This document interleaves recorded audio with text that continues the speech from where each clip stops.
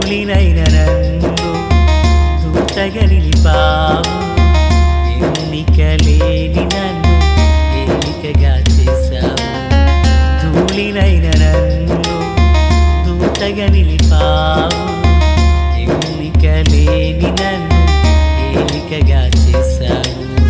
భూమి విరిగి ఫలమిచ్చెను, మేఘమిరిగి వర్షమొచ్చెను, రొట్టె విరిగి వృద్ధి చెందెను, నన్ను విరిచి వాడుకోమయ్యా.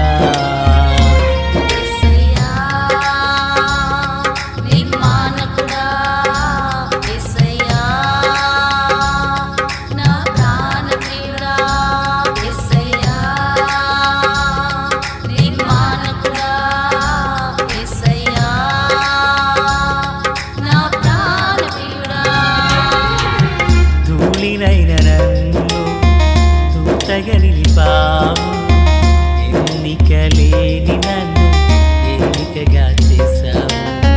ధూళినైన నన్ను దూతగా నిలిపావు, ఎన్నిక లేని నన్ను ఏలికగా చేశావు. మన ప్రభు అయినటువంటి యేసుక్రీస్తు వారి పరిశుద్ధమైన నామములో తండ్రి అయిన దేవాది దేవునికి నిత్యము స్తుతియు స్తోత్రములు, మహిమయు ఘనతయు ప్రభావములు యుగయుగములు ప్రభు నాకే చెల్లునుగాక. ఆత్మీయులారా, బాగున్నారు కదూ? దేవుని మహాకృపను బట్టి మరో పర్యాయం మనం ఇలాగని కలిసి దేవుని దైవవాక్యమును ధ్యానం చేయుటకుగాను దేవుడు అనుగ్రహించిన ఈ మంచి తరుణమునకై మనము ప్రభుని ఎంతగానో స్తుతించే బద్దులమునై ఉన్నాము. దయగలిగిన ఆయన ఆత్మచేత సమభూమి గల దేశమున ప్రభువు మనలను నడిపించును గాక. ఆమేన్. ఆత్మీయులారా, నేటి దినముతో మనము ఆదికాండము 49వ అధ్యాయాన్ని ముగించనై ఉన్నాము. ఇందులో 28 నుండి దగ్గరగా 33 వరకు ఉండిన 6 వచనములను మనము ధ్యానం చేయుచున్నాము. ఈ 6 వచనాలలో యాకోబు యొక్క ముగింపు మాటలు, ఎండింగ్ వర్డ్స్, చివరి మాటలు పలకడం మనం చూస్తున్నాము. ప్రియులారా, అయితే ఇందులో ఉన్న ఒక వచనాన్ని నేను చదువుచున్నాను. 33 వచనం. యాకోబు తన కుమారులకు ఆజ్ఞాపించుట చాలించి మంచము మీద తన కాళ్ళు మడుచుకొని ప్రాణము విడిచి తన స్వజనుల యొద్దకు చేర్చబడెను. ప్రార్థన. మహాపరిశుద్ధుడా, ప్రేమగల తండ్రి, కృపగల దేవా, స్తోత్రం. చదవబడి ఉన్న వాక్యము మీది, వినుచుండిన వారందరూ మీ వారు. మీ దాసుడునైన నన్ను పూర్ణముగా మరుగు చేసి దైవస్వరమును వినిపింపచేయండి. రాకడ కొరకు, రాజ్యం కొరకు సిద్ధం చేయండి. యేసయ్య మహోన్నతమైన నామములో ప్రార్థించిన మనవులన్నీ పొందియున్నామని నమ్ముచున్నాము మా పరమ తండ్రి. ఆమేన్. ఆత్మీయులారా, ఈ వాక్య భాగాన ఇక్కడ యాకోబు తన స్వజనుల యొద్దకు చేర్చబడుచున్నాను అంటూ ఈ వచనాలలో తాను మాట్లాడడం జరిగింది. ఆరంభం నుండి అంటే 28 నుండి మనం చూసినట్లయితే యాకోబు ఇశ్రాయేలు యొక్క 12 గోత్రాలను వారి వారి దీవెన చొప్పున వారిని దీవించనని మనం చూస్తున్నాం. వారి వారి దీవెన చొప్పున వారిని దీవించాడు. తరువాత వారికి ఆజ్ఞాపించుట చాలించిన తర్వాత ఆయన అంటున్నాడు, నేను నా స్వజనుల యొద్దకు చేర్చబడుచున్నాను అంటూ 28వ వచనంలో మాట్లాడుతున్నారు. స్వజనుల యొద్దకు చేర్చబడుచున్నానంటే యాకోబు యొక్క స్వజనులు ఎవరినై ఉన్నారు? తన తండ్రి అయిన ఇస్సాకు, తాతయ్య అయిన అబ్రహాము, వీరు స్వజనులు. ఈ స్వజనులు యొద్దకు నేను చేర్చబడుతున్నాను. అయితే ఈ స్వజనులు ఎక్కడ చేర్చబడ్డారు? 30వ వచనం. హిత్తీయుడైన ఎస్రోను భూమి యందున్న గుహలో అంటున్నాడు, నా తల్లిదండ్రుల యొద్ద నన్ను పాతి పెట్టండి.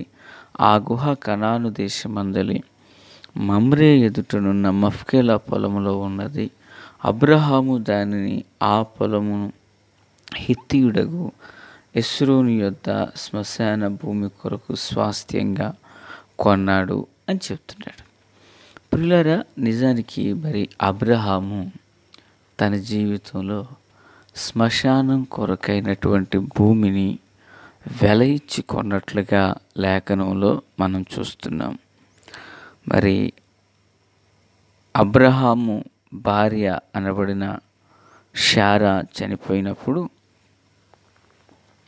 ఆదికాండం 23:20 ప్రకారంగా ఆ పొలమును దానిలోనున్న గుహయు హేతు కుమారుల వలన శ్మశానము కొరకు అబ్రహామునకు స్వాస్థ్యముగా స్థిరపరచబడెను అని చూస్తున్నాం. అయితే ఆ భూమిని వాళ్ళు ఉచితంగా ఇస్తాము అని చెప్తారు. 23:8-9 ప్రకారంగా చూడండి, నేను చదువుతున్నాను. మృతి నొందిన నా భార్యను నా ఎదుట ఉండకుండా నేను పాతిపెట్టుట మీకు ఇష్టమైతే నా మాట వినుడి. సాహోరు కుమారుడైన ఇస్రోను తన పొలమును చివరకు తనకు కలిగి ఉన్న మఫ్కేలా గుహను నాకిచ్చుటట్లు నా పక్షమున అతనితో మనవి చేయుడి. మీ మధ్యను శ్మశాన భూమిగా నుండుటకు నిండు వెలకు అతడు దాన్ని నాకు స్వాస్థ్యముగా ఇయ్యవలనని వారితో చెప్పాను. అయితే పిల్లరా, వారు దాన్ని ఇచ్చుటకు ఇష్టపడమే కాదు, దానికి కొంత వెల కూడా అబ్రహాము చెల్లించినట్లుగా లేఖనంలో మనం చూడవచ్చు. ఆత్మీయులారా, క్రీస్తునందు నాకు అత్యంత సన్నిహితులారా, దగ్గరగా మరి దాని యొక్క వెల 400 తులముల వెండికి దాన్ని కొనినట్లుగా లేఖన భాగంలో చూస్తున్నాము. చూడండి, యోసేపు అమ్మబడ్డాడు 20 వెండి నాణేలకు కదా. అలాగుననే ప్రభువారు అమ్మబడ్డారు 30 వెండి నాణేలకు. అయితే ఇక్కడ అబ్రహాము తన భార్య అయిన శారాను పాతిపెట్టుటకు గాను 400 తులముల వెండి అబ్రహాము తూచిచ్చాడనే సంగతిని చూస్తున్నాం. అంటే ఆ సమాధి భూమి యొక్క వెల ఎంత ఎక్కువ పోసుకున్నాడో మనకు అర్థమవుతుంది.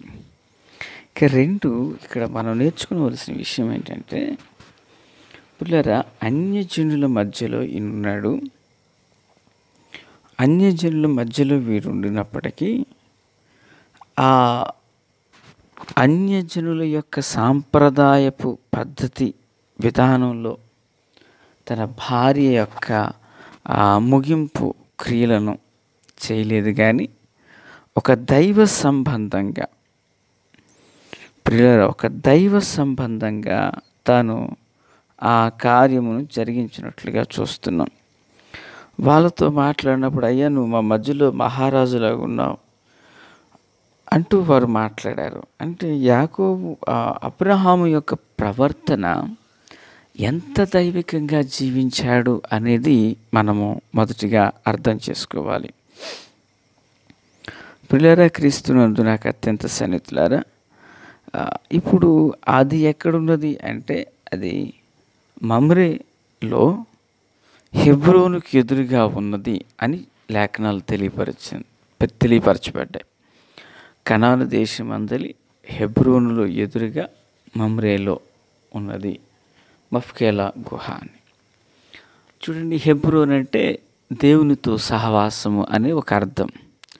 ప్రియరా, అంటే సహవాసానికి దగ్గరగా ఉన్నటువంటి అబ్రహాము, దేవునితో సహవాసంలో ఉన్న అబ్రహాము తన మరణ దినములు లేక తన భార్య యొక్క ముగింపు దినములు ఆ బాడీని కూడా దేవునికి సహవాసంలో ఉండగానే, దేవునితో సహవాసం ఉంటూనే వారి జీవిత దినాలను ముగించినట్లుగా చూస్తున్నాం. దేవునికి స్తోత్రం. కనుక ఇప్పుడు మన పితరుడైనటువంటి ఈ యొక్క యాకోబు గారు ఏమంటారంటే, నా పితరుల యొద్దకి నేను వెళతాను. చూడండి, బైబిల్ గ్రంథంలో మరణానికి కొన్ని పేర్లు ఉన్నాయి. దావీదు అంటాడు, లోకులందరూ పోవలసిన మార్గాన నేను వెళుతున్నాను అంటున్నాడు.